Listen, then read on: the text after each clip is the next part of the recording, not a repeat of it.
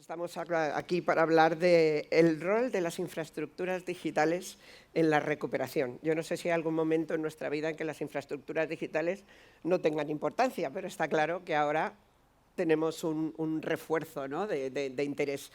Este acto viene precedido, ¿no?, por el Mobile World Congress, que, como todos sabemos, es el plato fuerte de los eventos de movilidad en el año, ¿no? Pero bueno, este año no ha sido un plato fuerte, yo diría que ha sido un aperitivo, supongo que estáis de acuerdo conmigo, ha sido el aperitivo de lo que será el Mobile World Congress de 2022, que supongo que vendrá con muchísima fuerza, ¿no? Pero sin embargo, yo sé que algunos de vosotros, o prácticamente todos, habéis estado y hemos podido ver un poquito aquí, un poquito allí. Antes, efectivamente, lo decía el consejero delegado de Orange, hemos visto demos, hemos visto stands muy interesantes en términos de 5G, de Internet de las cosas, por supuesto, de despliegue de infraestructuras, lo que tenemos, lo que vendrá, y de servicios, ¿no?, que en realidad es lo que más le interesa a la gente para todas estas cosas en las que trabajáis, para qué las estamos utilizando. Me llamó la atención especialmente, y me perdonáis, o sea, no voy a hacer referencia a la empresa ni voy a mirar a nadie, pero además es un socio de Digitales, un planteamiento que vi en uno de los stands que me llamó mucho la atención. Ellos, su propuesta la habían encerrado bajo la palabra guide, por supuesto traducido por guía, ¿no?, la guía del futuro, pero ese guide tenía un despliegue, ¿no?, en siglas, y que, bueno, si la seguís es fácil entenderlo: gigabyte en todas partes, ultra automatización, la I de inteligencia, de conexiones, inteligencia, conexiones multicloud inteligentes. La D venía por las experiencias diferenciadas para cada uno de los usuarios. Y luego la concienciación ecológica, ¿no?, la parte de la E. Me gustó mucho el juego de palabras que hicieron porque encierra muy bien un poco este mundo en el que nos movemos. ¿Por qué? Porque detrás de todo eso, que estaba muy bien, ¿qué había? Pues indudablemente la infraestructura, ¿no? O sea, se hablaba de la red en todos sus sentidos, el despliegue, el network slicing, la inteligencia de la red. Para sostener todo ese guide estabais ahí todos vosotros representados debajo. Nadie puede negar que ahora mismo el tema de las infraestructuras está calentito y que todo el mundo está súper interesado en cómo va a evolucionar el mercado. Vuestras empresas están muy pujantes, ocupáis muchos titulares todos los días y yo estoy deseando escucharos. Y por eso agradezco a la dirección de Digitales, porque me vais a perdonar el egoísmo, pero yo creo que tenemos la mesa estrella, que todo el mundo, por eso tenemos aquí miles de conectados, como nos han dicho ahí, para estresarnos un poco, están interesados en lo que tenéis que decir. Eso no hay ninguna duda, y no hay más que ver los teloneros que hemos tenido, ¿no? Dos excelentísimos, también en el doble sentido de la palabra, secretarios de Estado, ¿no? Víctor ahora es director, pero fue secretario de Estado. Bueno, y si os parece, os voy a explicar un poco la dinámica. Vamos a hacer dos rondas de preguntas. Por supuesto, podéis intervenir, ya me pelearé yo con los tiempos si queréis terciar en algún momento. Esto es una mesa dinámica, no estamos en el colegio, ni os estoy examinando, ni muchísimo menos. Y vamos a hablar, en primer lugar, un poco de tecnología, y en la segunda ronda, pues un poco más de términos políticos, económicos, el futuro propio de la recuperación, ¿no? Esta primera ronda a mí me hace gracia cuando lo estaba preparando, porque decía que son infraestructuras por tierra, mar y aire. Y verdaderamente la gente no lo sabe, pero o sea, la gente a lo mejor que está en casa, bueno, más o menos quien nos sigue es porque está interesado en el sector, pero España es una auténtica potencia por tierra, mar y aire en infraestructuras digitales. Quiero empezar preguntando a José Antonio Vázquez. Tal vez me salte en algún momento en los órdenes en que estáis sentados, perdonadme, porque es un poquito, ¿no?, para darle un poco de dinamismo a nuestra mesa. José Antonio, Onivia, anda que estáis dando guerra, ¿eh? Estamos ahí, que si el cable de Vodafone, no voy a preguntar nada, porque ya sabes que esta vena periodística me sale ahí rápido, ¿no? Desde vuestro punto de vista, y teniendo en cuenta todo esto que estamos hablando en los últimos meses, lo que contaba yo de Guide ahora mismo, ¿cuáles son las características que debería tener un ecosistema de infraestructura digital ideal? Bueno, es una pregunta bueno, que puede dar para un debate, es una pregunta muy amplia, ¿no? Yo creo que lo primero que tenemos que hacer es situarnos un poco en el contexto de a qué nos estamos enfrentando las infraestructuras y las compañías que estamos gestionando infraestructuras, ¿no? Todo este proceso de transformación digital que viene ocurriendo hace tiempo, pues es obvio que con todo lo ocurrido con la pandemia, pues se ha acelerado de una forma absolutamente exponencial. Y han quedado, desde mi punto de vista, dos vectores nuevos que afectan claramente a las infraestructuras que tenemos que tener en cuenta a la hora de definir lo que sería una infraestructura ideal, ¿no? Uno de ellos es, lo comentabas tú ahora en la introducción, el Gigabyte Everywhere, ¿no? Esa necesidad de conectividad disponible en cualquier momento con la mayor calidad técnica para cualquier usuario de residencial o empresas. Yo llamo esto más bien hiperconectividad, ¿no? Ha venido para quedarse. Los datos del mercado que ofrecen los propios operadores hablan de crecimientos de más del 50% del consumo de datos sobre sus redes en el último año, y esto es un reto brutal para todas las compañías de infraestructuras, ¿no? Tanto data centers como los que gestionamos redes o infraestructuras satelitales, ¿no? Es decir, es un reto tremendo, ¿no? Y el segundo es la complejidad técnica que permite dar respuesta a todo esto. Estamos hablando de ecosistemas en los que los clientes, fundamentalmente empresariales, nos piden soluciones con la menor latencia posible, con la mayor redundancia posible, con disponibilidades cercanas al 100%, con productos tales como nubes híbridas que tienen una complejidad también relevante. Por tanto, nos enfrentamos a un crecimiento exponencial del uso de las infraestructuras y a una complejidad técnica muy relevante para dar respuesta a esas demandas, ¿no? Y partiendo de ese escenario, que es un poco el que nosotros vemos, yo creo que hay 4 o 5 pilares. Seguramente mis compañeros podrían añadir muchos más igual de válidos, pero para nosotros hay 5 que son muy relevantes, ¿no? El primero, la resiliencia de la infraestructura digital, es decir, tiene que ser capaz de absorber esta demanda y estos tráficos de forma suficiente y eficaz, y eso va muy ligado a la redundancia y a la capacidad de absorber estos tráficos. Tienen que ser escalables. Estábamos hablando hace un poco de data centers que se van a empezar a deslocalizar, de incrementos de los tráficos y los consumos del 50% que ocurren en 12 meses. Es decir, la escalabilidad y la flexibilidad de la infraestructura para mí es un segundo claim fundamental de un ecosistema de infraestructura ideal. La seguridad, no solo la seguridad física de la infraestructura, sino yo creo que las herramientas que permitan garantizar la ciberseguridad en nuestras infraestructuras. Estamos viendo todos los días lo que implican y los riesgos que suponen los ciberataques a instituciones públicas y privadas, y esto va en aumento. La regulación del dato, es decir, nuestras infraestructuras tienen que ser capaces de facilitar un entorno que permita cumplir con todas las normativas legales sobre la Ley de Protección de Datos. Y finalmente, que también se ha mencionado antes, la sostenibilidad, no solo en un aspecto de concepto de energía y de economía verde, sino sostenible porque yo creo que somos en parte responsables del cierre de la brecha digital, ¿no? Y de acercar también estas tecnologías, y aquí hablo más quizás en las redes de acceso última milla, a esa gente que está en exclusión social, ¿no? y no tiene acceso a ellas, ¿no? por razones económicas, ¿no? ¿Y estamos preparados para llegar a este ecosistema de infraestructura ideal en España? Pues yo creo que sí. Creo que es un consenso de toda la industria, ¿no? y de los sectores públicos. Hemos hecho una inversión fortísima, todos los actores, en los últimos años en tener unas infraestructuras de primer nivel. Toca ahora usarlas bien e ir adaptándonos y creciendo con ellas.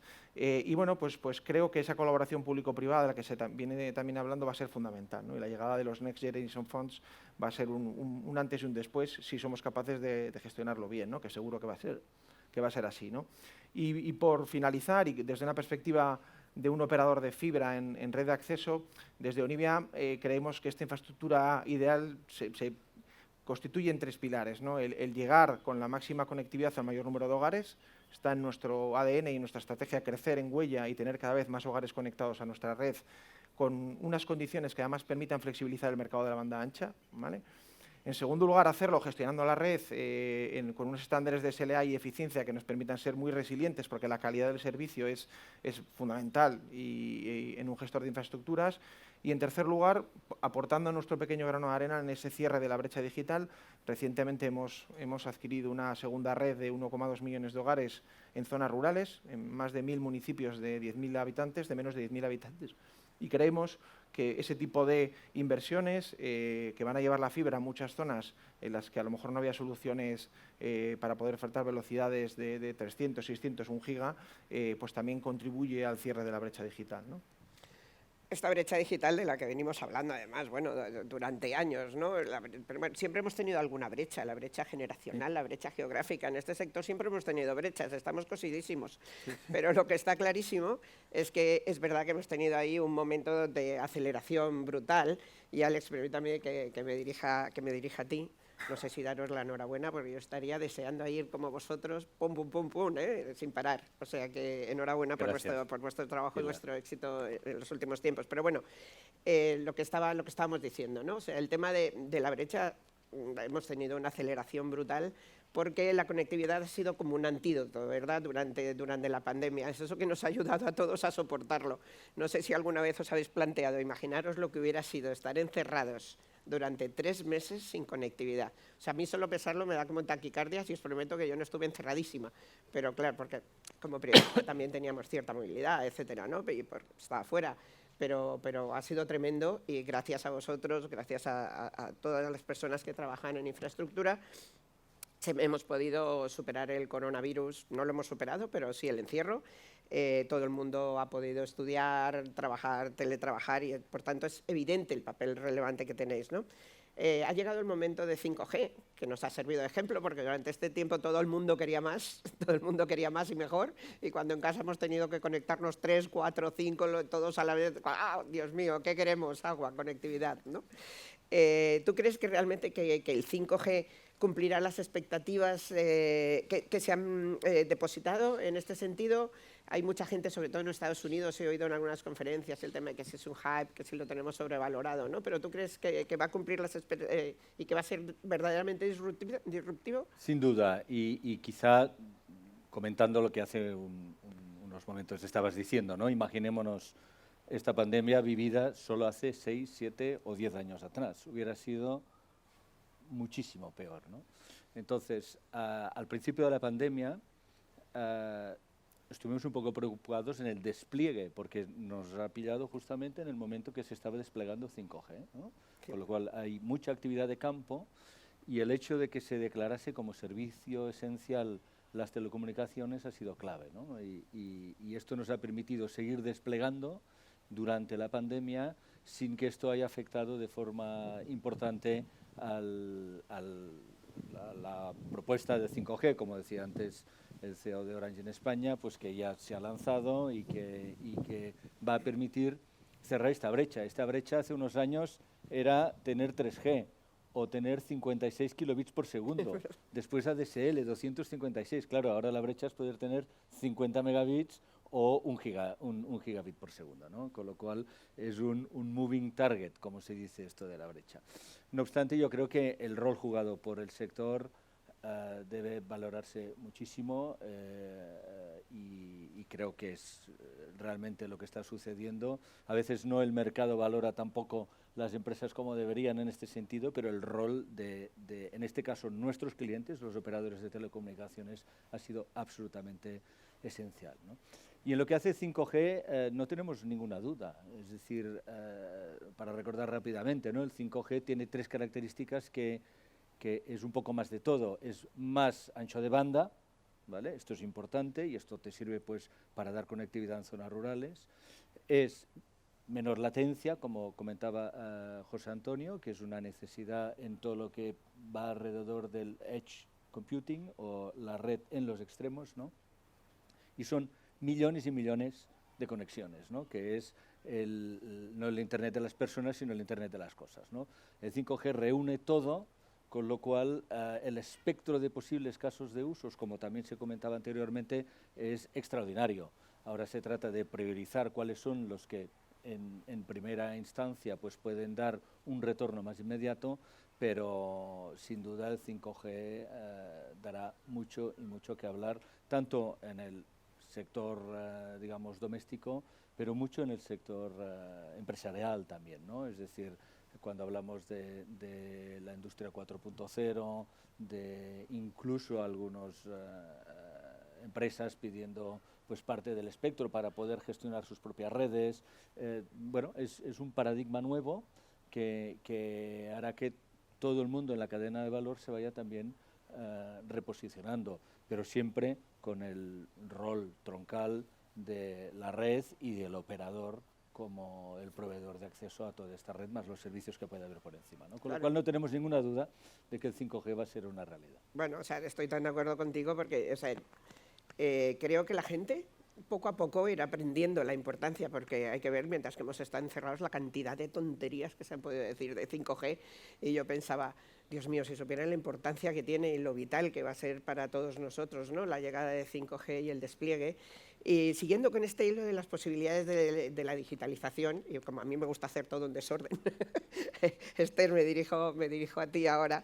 Si entendemos por infraestructura digital el conjunto de activos que posibilitan la conectividad, la personal, la profesional, todo esto que estamos hablando, ¿no?, la global, una sociedad tecnológica actual, ¿qué papel juegan en ellos los cables submarinos? O sea, de verdad que a mí es un tema que me apasiona y que me aburro de escribir la importante que es España. Siempre le digo, ¿os acordáis en la Edad Media? Todo el mundo, España, siempre. El posicionamiento geográfico de España ha sido fundamental en la historia universal. Y ahora otra vez, ¿no? ¿Qué importancia tiene, qué importancia tienen y qué papel juegan esos cables submarinos? Gracias, Pilar. Yo creo que ahí podemos organizarla, o si hablamos de infraestructuras digitales, como en distintos grupos de infraestructuras. Hay como 5 grandes grupos, muy bien representados en esta mesa, por cierto. Los 3 primeros, que serían las redes fijas de FTTH o las redes móviles con las infraestructuras de torres o las redes satelitales, son redes que llegan al usuario. Son lo que llamamos las redes de acceso y son los que dan la conectividad final a la empresa o a los que estamos en nuestras casas, ¿no? El cuarto grupo serían los grandes data centers o los centros de datos, que son los que procesan y aglutinan los contenidos, o los grandes contenidos que luego consumimos todos, ¿no? Y por último, el quinto son los cables submarinos. ¿Y qué rol juegan o jugamos? Pues somos las arterias de interconexión entre todos esos centros de datos y por ello, y lo habréis oído muchas veces ya, transportamos el 98% del tráfico internacional a través de ellos, ¿no? Pero más de lo que somos ahora, me gustaría también comentar cuál es mi visión de cuál va a ser el futuro o qué va a ser de esas infraestructuras en el futuro. Y el 5G, lo habéis comentado ya, lo va a cambiar todo, porque hasta ahora los distintos grupos de infraestructuras se gestionaban como de manera aislada, incluso por compañías o inversores diferentes, ¿no? Las torres, los centros de datos, la fibra. Y vamos a ver que el 5G lo que va a cambiar es primero la estructura de las redes de acceso, porque una small cell pues es una torre, una mini torre, es un mini centro de datos y además tiene fibra, con lo cual pues ya la estructura va a cambiar. Y desde el punto de vista de los grandes centros de datos, lo hemos comentado esta mañana y lo ha comentado también el secretario de Estado, la disminución de las latencias o la necesidad que tienen los usuarios por tener más los contenidos cerca de ellos va a hacer que haya cada vez muchas más inversiones de centro de datos, no solo en España, sino en todo el sur de Europa. A los cables submarinos nos va a pasar lo mismo. Hay planificadas inversiones de más de 8.000 millones de euros en cables submarinos, solo en los próximos 3 años. Nosotros mismos desde Islalink nos hemos dado cuenta de la oportunidad que hay en el sur de Europa y acabamos de anunciar que vamos a despegar un nuevo cable. Sí, que se va a llamar Ionian, que me hace mucha gracia. Como el mar Jónico, por el que es como el mar por el que va a discurrir el cable. Lo pondremos en servicio a finales del año que viene.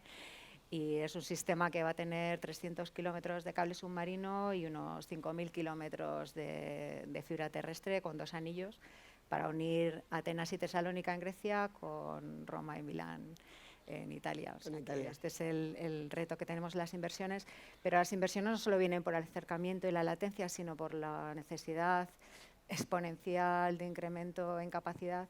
Y el reto que tenemos las infraestructuras, aparte de todos los que ya se han comentado, es que tenemos que desplegar activos que tienen que durar al menos 25 años, que es la vida de los cables submarinos como mínimo, ¿no? Y por ello pues tenemos que garantizar que las capacidades futuras con estos crecimientos las vamos a cubrir. Y por daros ejemplo, nuestro cable va a tener una capacidad de hasta 360 teras, y eso son como más de 70 veces todo el tráfico internacional que tiene Grecia ahora mismo. O sea que ya solo tenemos que pensar en ese futuro y además con nuevas tecnologías que permitan hacer a nuestros clientes, que son los operadores y los proveedores de contenido, también hacerles la vida más fácil y más flexible, ¿no? Y estamos montando con la nueva tecnología lo que llamamos Open Cables, y eso significa que cualquiera de nuestros clientes se va a poder conectar con su equipamiento, con el que tenga, y además ir adaptándose a la necesidad que requiera. O sea que si nos vienen pandemias u otras cosas en las que tenemos que de repente incrementar la capacidad de manera muy rápida, pues podamos hacerlo, ¿no? Es fantástico. Yo decía cuando lo vi, el cable del mundo clásico, ¿no? Este nuevo cable que estáis tirando me resultaba muy romántico desde el punto de vista histórico. Blanca, bueno, acabáis de salir a bolsa y estáis viviendo un momento, bueno, en marzo, ya 2-3 meses en bolsa y viviendo un momento muy crítico, muy pujante, diría yo, más que crítico, ¿no? Sí. Pero yo quería preguntarte, porque se habla mucho de las infraestructuras neutras, tal vez por si alguien no lo sabe, si no te importa explicar un poco qué son, porque hay gente que dice, hablamos de infraestructuras neutras, ¿no? Y ahora puede decir, bueno, ¿y qué son? ¿Qué es eso, no? Las comunicaciones móviles son fundamentales, por supuesto en la digitalización y para el cierre de la brecha digital que comentaban antes los compañeros de mesa. Y ahora que estamos muy preolímpicos, te diría yo que estamos, Citius, Altius, Fortius, más alto, más fuerte, más lejos, o sea, ya ¿dónde vamos, no? Bueno, gracias. Somos un actor nuevo, es verdad, en este foro. No quiere decir que por ser nuevo no tengamos experiencia, la teníamos, veníamos claro. de estar jugando en el mismo tipo de actividad, pero dentro de otra compañía. Pues por si alguno no nos tiene ubicados, somos un operador líder en todas las infraestructuras neutras móviles, que ahora te cuento lo que es, que hemos nacido en medio de la pandemia, lo cual da idea de hasta qué punto la disponibilidad de esta conectividad de la que estamos hablando es clave, porque es que hemos montado una empresa estando todos en nuestras casas, hemos hecho una IPO, una salida a bolsa, la más grande en el último año en Alemania, que además ha sido un auténtico éxito, estamos creciendo ya. Y todo esto ha sido posible desde nuestras casas, con lo cual somos un auténtico caso práctico de hasta qué punto, no digo que todo sea posible, pero que desde luego a nivel personal, como decía esto, nos hubiéramos vuelto locos, pero es que a nivel empresarial se pueden hacer grandes cosas estando no físicamente en una oficina, ¿no? A ver, ¿qué es esto de las infraestructuras neutras móviles?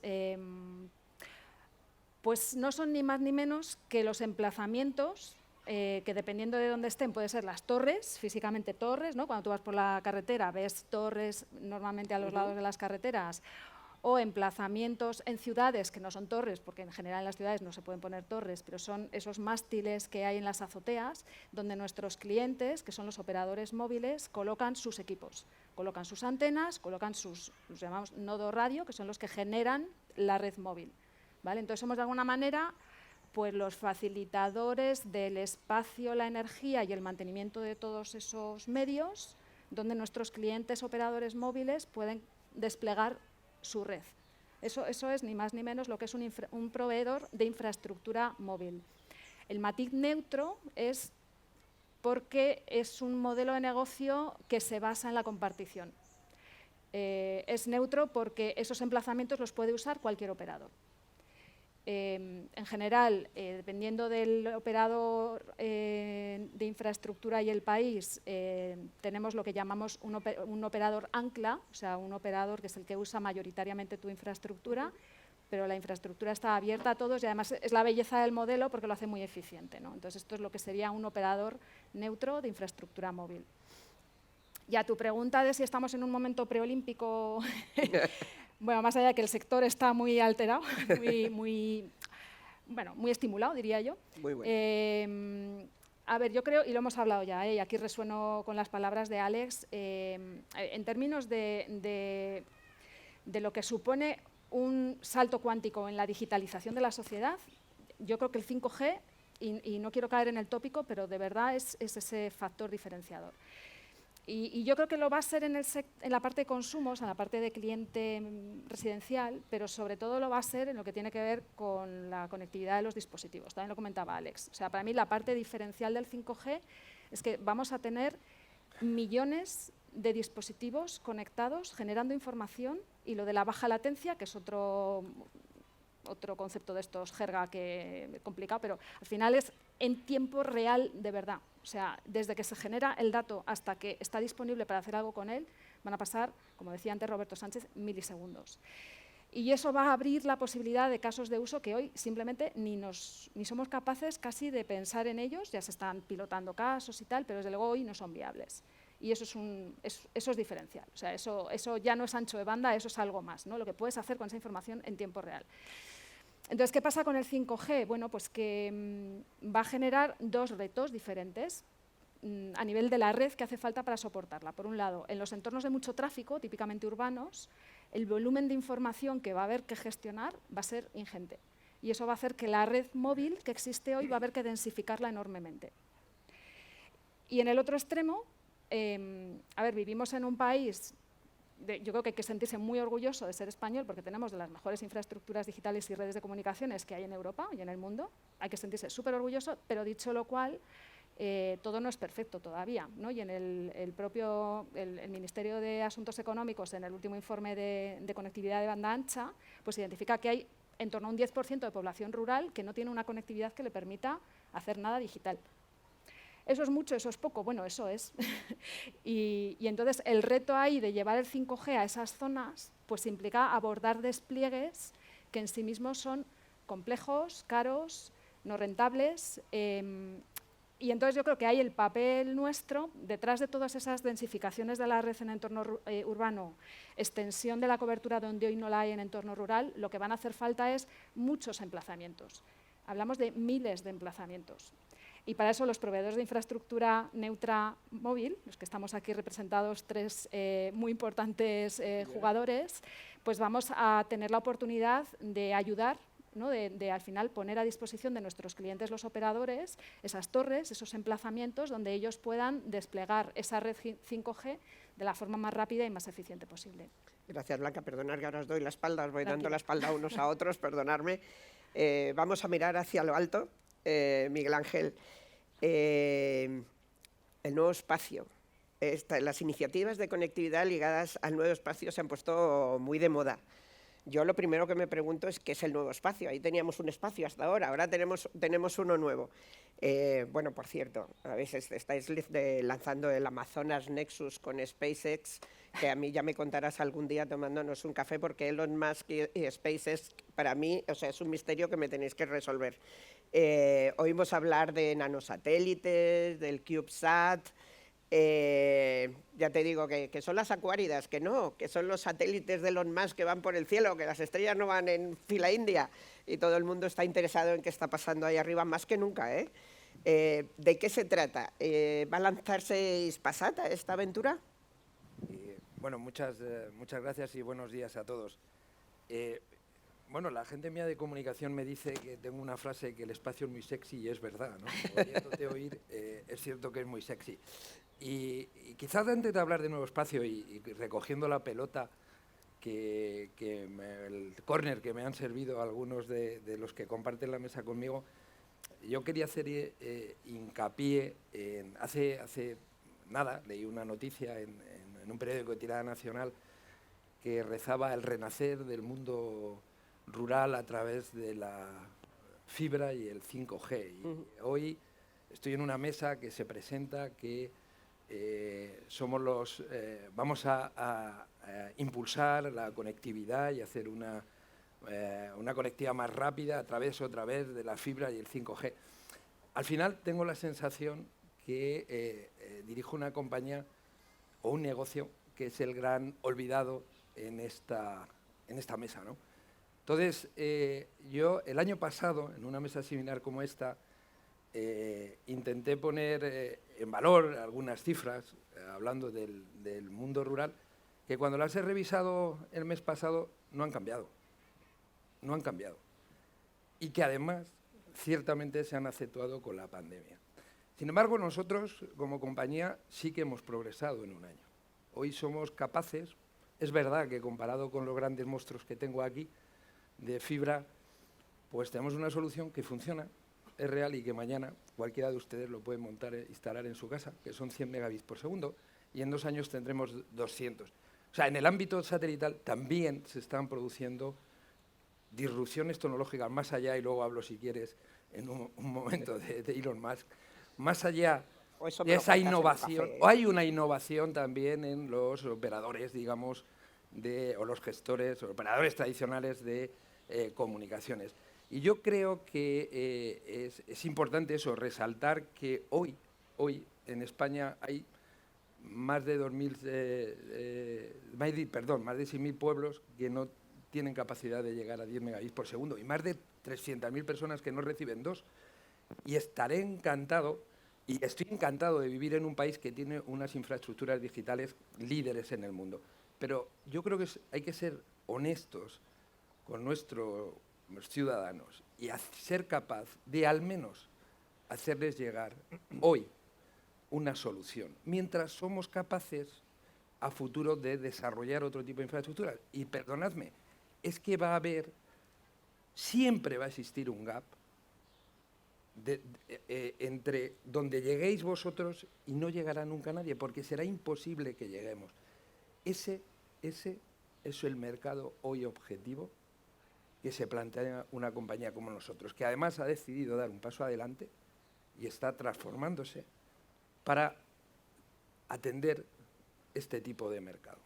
O sea, ya intentamos pasar de ser una compañía de infraestructuras a una compañía que ofrezca servicios, quizás mayoristas, ciertamente, pero que sea capaz de mañana, y digo mañana o hoy, ofrecer una solución. Yo creo que este es un asunto relevante y muy importante que que además también aparece claramente identificado en el propio plan europeo, ¿no? El propio plan de los fondos, ¿no? Que tenemos en marcha aquí. Entre los 4 ejes habla de digitalización, perdónenme, díganme cómo se digitalizan si no hay conectividad, y habla de vertebración territorial. ¿Qué esperamos? 4 o 5. Aquí Internet llegó hace 30 años, 9 años después se aprobó una tarifa plana y llevamos 21 años hablando de brecha digital. Oiga, yo creo que es el momento, de verdad, y aprovechando lo que comentaba el secretario de Estado de Comunicación y aprovechando esa Gigabit Everywhere, de plantear una solución. Y no sé si tengo tiempo, si quieres luego vuelvo a parte del nuevo espacio. Sí, luego volvemos, si quieres, porque parece mentira, siempre que estás hablando así, súper interesante y agradable, el tiempo siempre vuela tremendamente. Mario, vamos a casa. Vamos a bajar del cielo muy a nuestra tierra, nunca mejor dicho, ¿no? El año pasado incluso ya hablabais un poco de este tema, lo quiero retomar para refrescarlo. España como hub digital europeo, ¿no? A veces decimos estas cosas y parece que estamos soñando porque somos muy aspiracionales, pero luego nunca llegamos. Pero ¿cuál es el siguiente paso? ¿Hasta qué punto se está avanzando de verdad en ello para que España sea un hub digital? Muchas gracias, Pilar. Bueno, efectivamente, yo creo que el año pasado señalábamos las 2 ventajas claras que tiene España. Por una parte, una posición geográfica privilegiada, lo ha señalado anteriormente el secretario de Estado, pero yo creo que y fundamentalmente una extraordinaria calidad de las redes de telecomunicaciones con las que hoy disfrutamos en este país, que sin duda alguna están a la vanguardia en Europa. Sobre esas bases muy sólidas, yo creo que en estos últimos 12 meses, desde el último encuentro de digitales, se han producido avances muy notables. Si me permites empezar por el lado de la oferta, yo te diría que por una parte hemos visto que grandes hyperscalers han seleccionado España como su base y centro de operaciones de su región cloud para el sur de Europa, y ahí hemos visto los anuncios de Google y de Microsoft, por cierto, apalancándose en acuerdos estratégicos con Telefónica, y que se suman al que anteriormente había hecho Amazon. Yo creo que por otra parte, desde el punto de vista de las conexiones internacionales, y lo señalaba muy bien Esther, la importancia de los cables submarinos, ahí contábamos con o mejor dicho, Telxius junto con Facebook y con Microsoft habíamos sido pioneros en la construcción de cables submarinos de última generación y puesta en servicio en España con Marea, que se inauguró y se puso en servicio hace 3 años, pero hemos visto también como compañías como Google han anunciado que su cable Grace Hopper va a amarrar en España, y eso se suma también a un anuncio previo que había hecho Facebook con su cable to Africa, ¿no? Y finalmente, y por cerrar el bloque de la oferta, pues te diría que hemos visto también como grandes operadores globales de centros de proceso de datos, OVH, Interaction, Equinix, han ido anunciando incrementos significativos de la capacidad instalada en España. Por el lado de la demanda, si algo positivo ha traído esta desafortunada pandemia que nos ha tocado vivir, sin duda ha sido una aceleración muy significativa en el proceso de digitalización de nuestras empresas, ¿no? Que ha generado, insisto, un incremento muy importante de la demanda. Yo creo que desde Telxius también hemos contribuido en estos últimos 12 meses mediante la puesta en servicio de infraestructuras muy relevantes, ¿no? Y me gustaría destacar dos. Una Dunant, que es un nuevo cable transatlántico en el que tenemos una participación muy relevante y que ofrece redundancia y diversidad al cable de marea, y que junto con él son los dos cables más modernos de mayor capacidad y de menor latencia que cruzan el Atlántico. Y el otro es nuestro hub de comunicaciones en el norte de España, Derio, que es una infraestructura pensada para sacar la máxima potencialidad a nuestros cables submarinos y sobre la cual hemos puesto en servicio dos backhauls directos, tanto con Madrid como con París, que son dos de los mayores centros de comunicaciones de Europa. Es una infraestructura que nace como neutra y que, por tanto, con vocación de servicio a todos los operadores de este país y a los over the tops, y precisamente es una infraestructura en la que vamos a alojar el amarre de ese cable Grace Hopper de Google que mencionaba anteriormente, ¿no? Es decir, que yo creo que ha sido un año muy importante y que nos permite mirar con un cierto optimismo a ese papel que España claramente está consolidando como hub digital en el sur de Europa. Muchas gracias. No sabes qué recuerdos tan agradables tengo del día del atraque de marea en Sopelana, que lo compartimos, nos invitasteis y de verdad qué magníficos recuerdos. Bueno, y ahora os dejo que todos, como ha dicho Eduardo cuando ha hablado la ministra, digáis amén, ¿no? Porque vamos a hablar de los fondos de recuperación y todos, por favor, que sea verdad todo esto y que llegue, ¿no?, a materializarse. Esther, voy a empezar por ti esta vez. Si hablamos de recuperación y digitalización, ¿vale? Vamos a entrar en el fondo. Sabéis que ya estamos pegaditos de tiempo, así es que ahora las preguntas tienen que ser más cortitas y luego os dejo para que vayáis ahí en modo periodista pensando un titular de cierre, ¿vale? Vale. ¿Qué intangibles, además de las propias infraestructuras de las que habéis hablado todos, se debe considerar importantes o que necesitamos para que España sea de verdad un líder en la transformación? Pues mira, como hay poquísimo tiempo, voy a hablar solo de dos que considero que son los más importantes desde mi punto de vista. El primero es el talento digital y como se ha hablado muchísimo, además ayer, sobre este tema, solamente quería dar las gracias a Digitales por la iniciativa que han tenido con Generación A y que se presenta en este summit y que he tenido la suerte de participar. Y quería pues emplazar a todos nosotros a que seamos altavoces de lo que significa trabajar en este sector, de lo divertido que es y para que los chavales o los jóvenes tengan cada vez más ganas de trabajar en un sector tan apasionante como este, ¿no? Y el segundo intangible para mí es la sostenibilidad.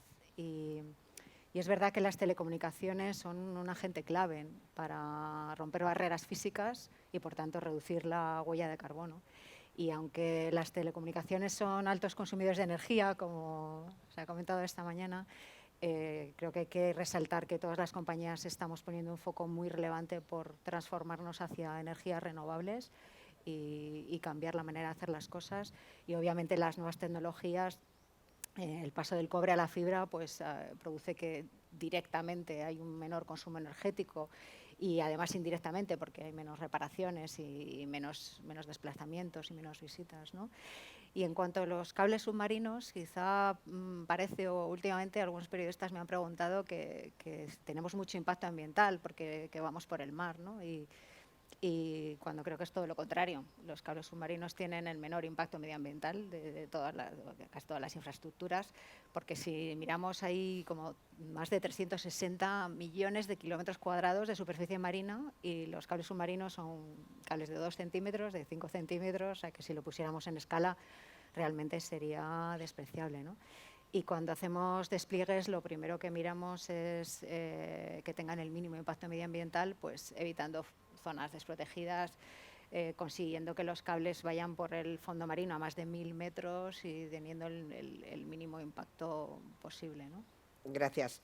Blanca, voy contigo. ¿Qué suponen los fondos europeos? O sea, ¿cómo le podemos sacar desde este sector? El Gobierno lo ha declarado uno de los sectores primordiales, está en todos sus planes, lógicamente, ¿cómo no? ¿Cómo se puede sacar partido de esos fondos en materia de digitalización, por supuesto, transformación, sostenibilidad, que decía de Guide, y también se ha mencionado, ¿no?, para los entornos rurales? Bueno, yo creo que lo ha comentado antes el secretario de Estado, que hay un eje estratégico que se ha identificado, que es el impulso del 5G en los fondos. Y esto es un hito porque es la primera vez que se está planteando una colaboración público-privada en el entorno de las comunicaciones móviles. Y yo creo que aquí la forma o lo que va a suponer los fondos es la realidad, la ventana de oportunidad para resolver un fallo de mercado que existe en estas zonas rurales de las que estamos hablando. O sea, ¿por qué no hay conectividad hoy en esas zonas? Tan sencillo porque ahí no hay una rentabilidad que los operadores puedan conseguir una vez hayan desplegado la red. Y esto genera un círculo vicioso, ¿no? Si no es rentable, no se despliega. Si no se despliega, tampoco se genera el entorno, el contexto de conectividad que permitiría que esto fuera rentable porque se generaría más actividad económica. Entonces, los fondos creo que son una auténtica oportunidad para romper el círculo vicioso, empezando por, venga, vamos a desplegar esa red. Y yo creo que el otro reto que también tienen que conseguir los fondos, y la ministra Maroto lo comentaba, es la estimulación del tejido productivo en esas zonas. Porque si no, será un cierre en falso de la herida, ¿no? O sea, desplegaremos una red, pero si luego no hay una demanda real que la soporte, pues cuando pase el momento de la inyección de los fondos, no habrá demanda y aquello volverá a quedar abandonado. Entonces yo creo que el reto es doble, es crear el tejido productivo que haga que allí se genere demanda real y crear la infraestructura para soportarla. Y en cuanto a sostenibilidad, son entornos de despliegue súper complejos. Estamos hablando de poner torres en sitios realmente de difícil acceso, donde la conexión a la red eléctrica, por ejemplo, en muchos casos no va a ser viable. Entonces da una oportunidad también de hacerlo de forma planet friendly, si lo podemos llamar así, ¿no? Con energías renovables, con generadores de hidrógeno, minimizando huella de carbono. Así que yo creo que es una oportunidad doble. Cerrar esa brecha digital famosa, poner los mimbres para que no se vuelva a abrir y además hacerlo de manera sostenible. Genial, Blanca, ojalá se cumpla todo esto que me estás contando. Amén. Amén. Mario, bueno, ¿qué te voy a decir? En esta historia de crecimiento y valor, todos vosotros sumáis, indudablemente. Las compañías de torres en particular estáis adquiriendo un valor tremendo, ¿no? ¿A qué se debe? Te preguntaría así de broma, Squared Capital, ¿cómo se pronuncia?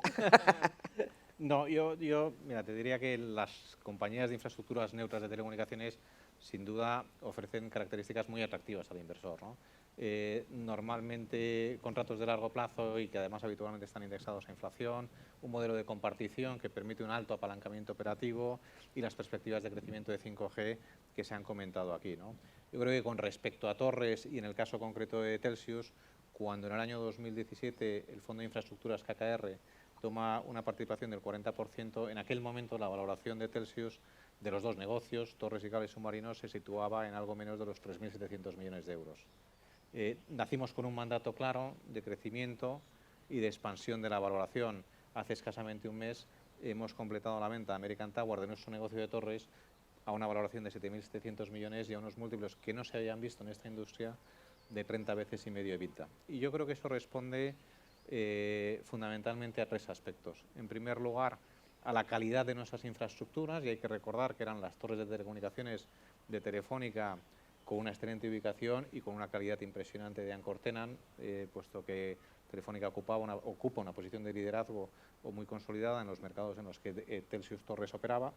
En segundo lugar, un tremendo potencial de crecimiento que además ha quedado reflejado en los últimos 5 años, ¿no? Plazo en el que hemos sido capaces de duplicar nuestro portafolio hasta superar los 34.000 emplazamientos Hemos sido capaces también de incrementar en más de un 80% nuestros contratos con terceros clientes distintos del grupo Telefónica.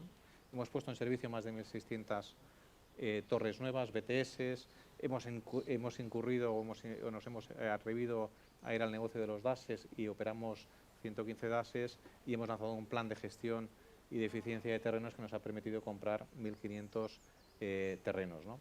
Junto a ello, yo creo, y por último, evidentemente, existía una oportunidad única para American Tower de adquirir una posición muy consolidada en Europa, donde teníamos el 80% de nuestros emplazamientos y al mismo tiempo que consolidaba 4 mercados importantes en Latinoamérica, ¿no?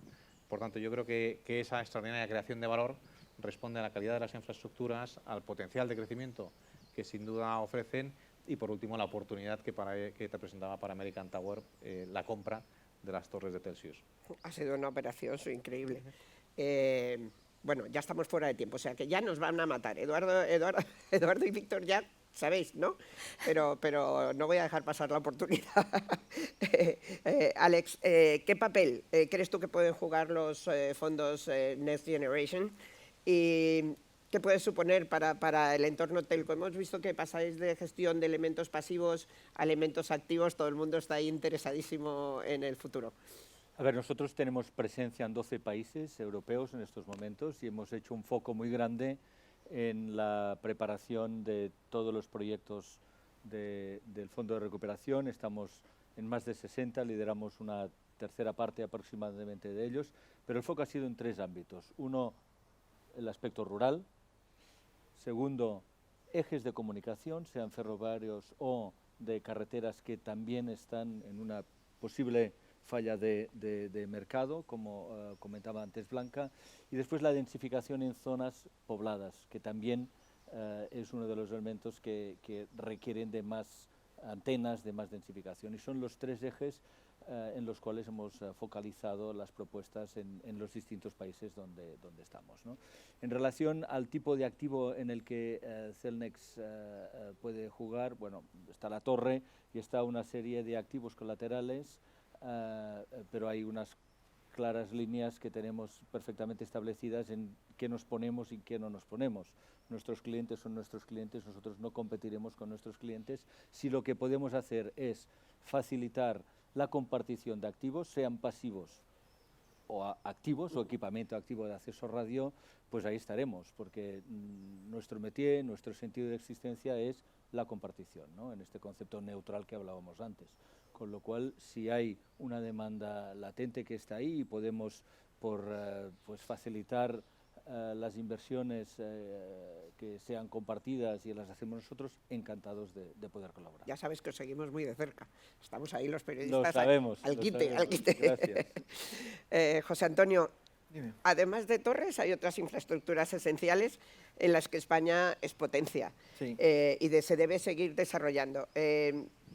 Otra cosa que quiere saber la gente, ¿no? es qué va a pasar ahora con la fibra, ¿no? Con la fibra hasta el hogar, fiber to the home.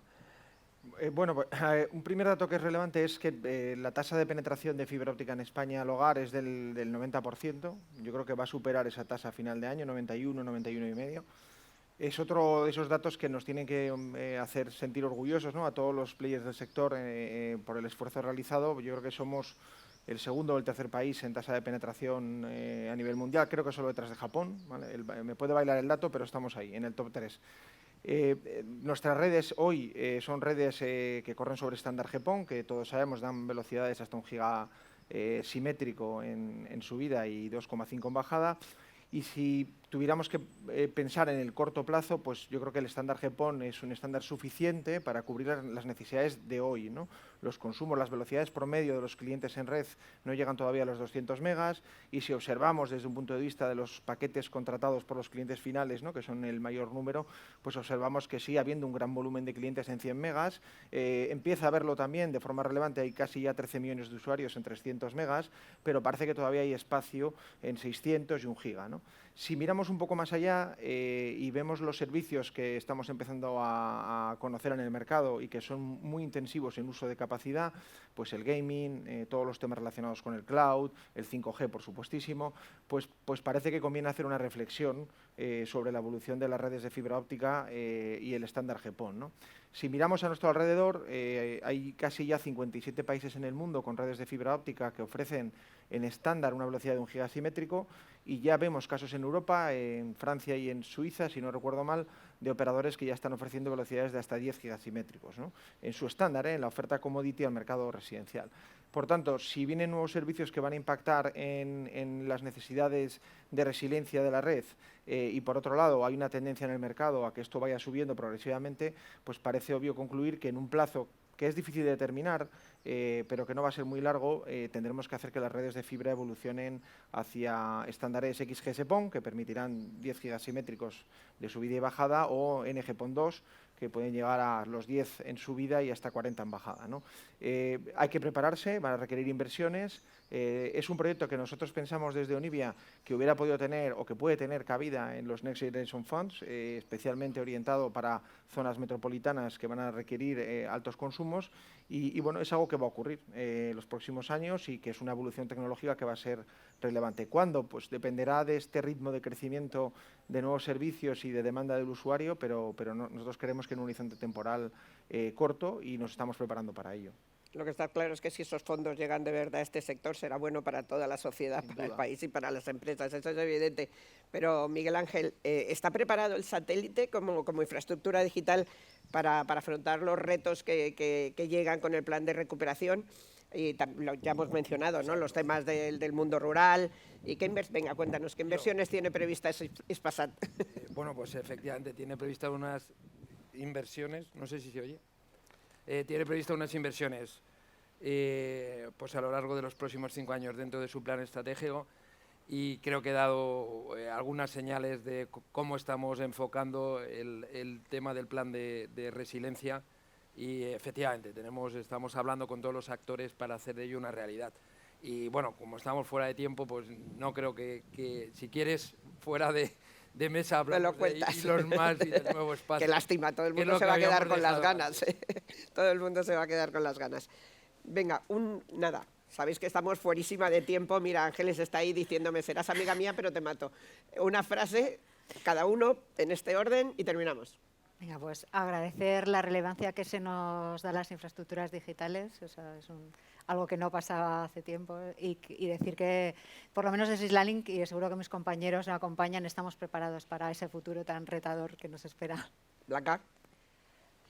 Pues la conciencia de que estamos viviendo un momento único, porque estamos empezando una revolución tecnológica, siendo actores principales dentro de todo esto que está pasando, y además con la oportunidad de los fondos para hacer cosas que si no fuera por esa colaboración pública sería imposible. Momento histórico, no podemos defraudar, se espera mucho de nosotros y necesitamos colaboración público-privada y un punto importante de ambición también. España cuenta con una posición privilegiada en el mundo de las infraestructuras de telecomunicaciones, y tenemos que asegurar entre todos, gracias a esa colaboración público-privada, en que mantenemos esa posición de vanguardia en Europa. Hispasat tiene una solución hoy operativa que da respuesta a las necesidades del mundo rural. Lo han dicho todos mis compañeros. Oportunidad única, un reto para el sector de las infraestructuras como no ha habido antes, y la seguridad de que tenemos el talento humano, las compañías y el apoyo de lo público para conseguir ese objetivo, ¿no? O sea que es un momento apasionante. Ya les he dicho a ustedes, por tierra, mar y aire, como el ejército. Y además han estado ahí cuando los hemos necesitado más que nadie, y ahora ya se plantean el futuro porque se dan cuenta de que el mundo ha cambiado y están todos inmersos en un momento difícil y muy dinámico en sus empresas. Por tanto, os agradezco haber robado un poco de tiempo a vuestro trabajo. Ha sido un honor compartir esta mesa y espero que tengamos más ocasiones. Muchas gracias. Gracias. Muchas gracias.